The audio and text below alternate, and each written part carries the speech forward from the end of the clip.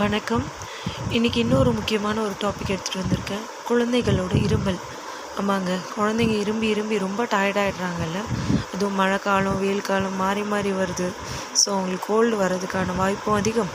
அதில் அவங்க இரும்புறப்போ நம்மளால் தூங்கவும் முடியாது, குழந்தைங்க கூட கான்சன்ட்ரேட் பண்ணணும். ஸோ இந்த இருமலுக்கு இருமல் மருந்து அது இதுன்னு கொடுத்து குழந்தைங்களோட உடம்பை கெடுக்கிறதுக்கு பதிலாக என்ன நம்ம வீட்லேயே ஒரு நல்ல வைத்தியம் பண்ணலாம், குழந்தைங்களுக்கும் நல்லது அப்படின்றத பார்ப்போம். ஆமாங்க, நான் முதல் சொல்ல போகிற இன்க்ரீடியன்ட் தேன். ஒரு சுத்தமான தேன் கிடச்சா ரொம்ப சந்தோஷங்க. அப்படி இல்லாத பட்சத்தில் நம்ம மளிகை கடையில் கிடைக்கிற தேனை தான் யூஸ் பண்ணி ஆகணும்.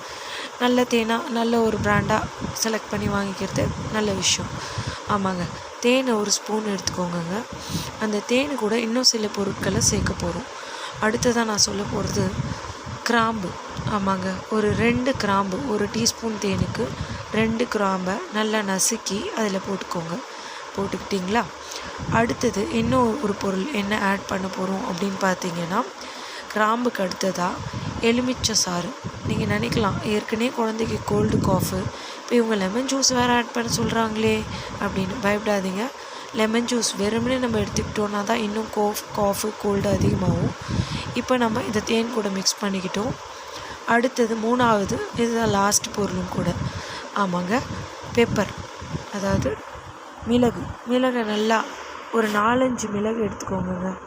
அதை இடித்து நல்லா கிரானியூல்ஸ் மாதிரி அதையும் அது கூட சேர்த்துக்கோங்க.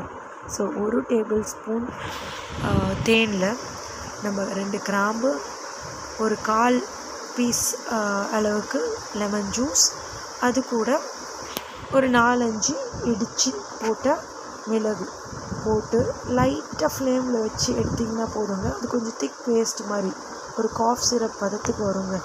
அதை கொஞ்சம் லைட்டாக வெதன்னு ஆறினோடனே குழந்தைக்கு கொடுத்துட்டு படுக்க வைங்க. நீங்கள் சொன்னால் நம்ப மாட்டீங்க, செஞ்சு பாருங்கள்.